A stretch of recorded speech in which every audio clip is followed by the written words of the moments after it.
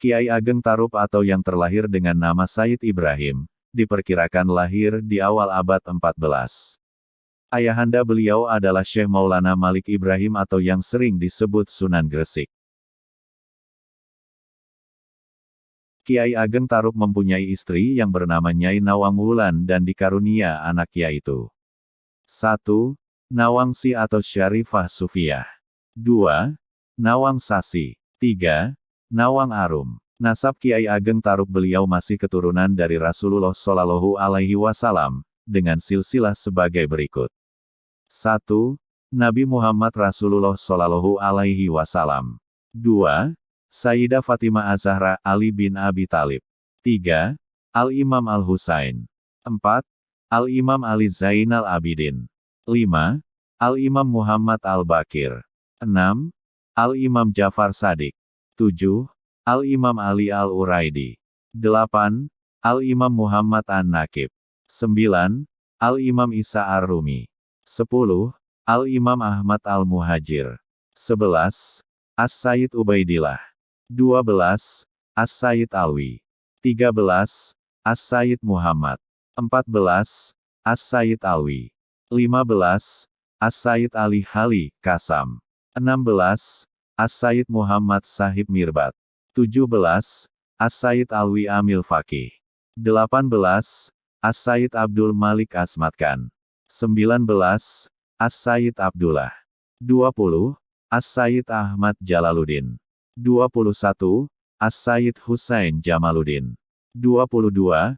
As-Sayyid Barakat Zainal Alam. 23. As-Sayyid Maulana Malik Ibrahim atau Sunan Gresik. 24. As-Sayyid Ibrahim atau Kiai Ageng Tarup atau Joko Tarup. Beliau dibesarkan dan dididik oleh ayahanda Syekh Maulana Malik Ibrahim. Sedangkan murid Kiai Ageng Tarup disebutkan adalah Raden Bondan Kejawan atau Lembu Peteng.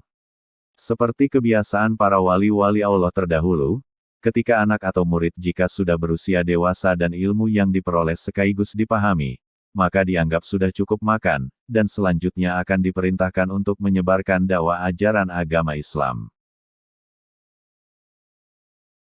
Setelah berpamitan dengan ayah dan ibu maka dilakukan perjalanan untuk menyebarkan dakwah agama Islam, hingga suatu masa Sayyid Ibrahim melihat seorang wanita yang sedang berbicara di depan makam.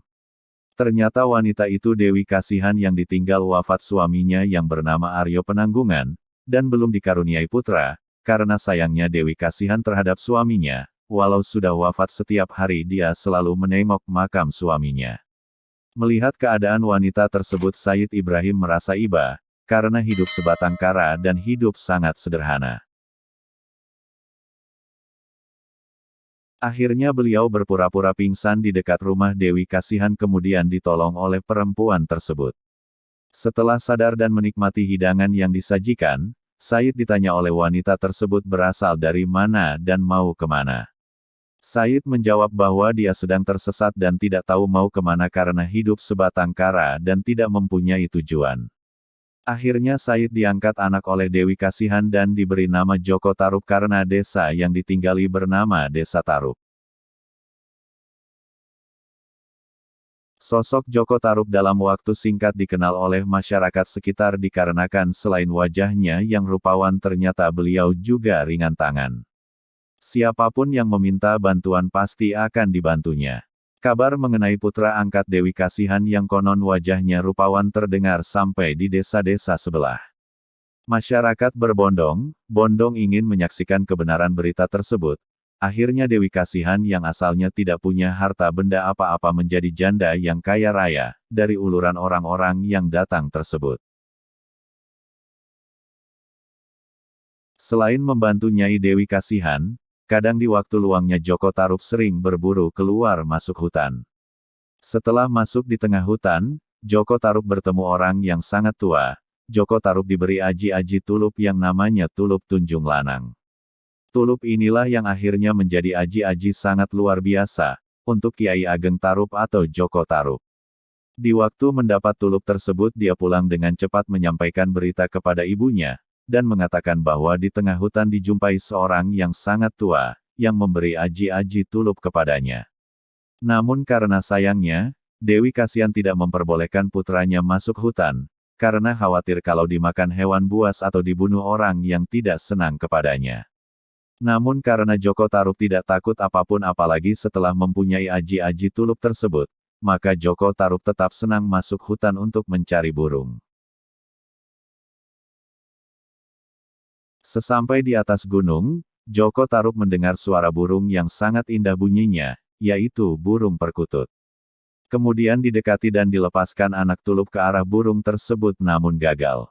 Akhirnya Joko Tarub berpikir dan menganggap bahwa burung ini tidak burung biasa.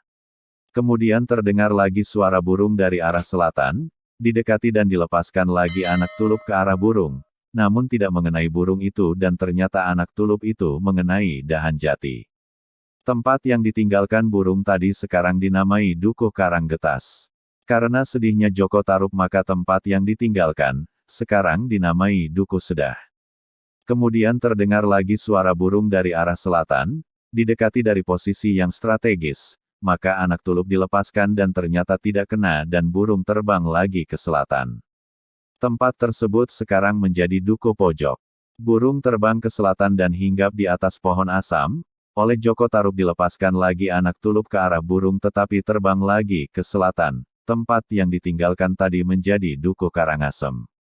Di waktu mengejar burung ke selatan Joko Tarub merenungi burung tersebut, dalam ucapannya mengatakan ini burung atau godaan. Tempat merenungi Joko Tarub sekarang dinamai Desa Godaan.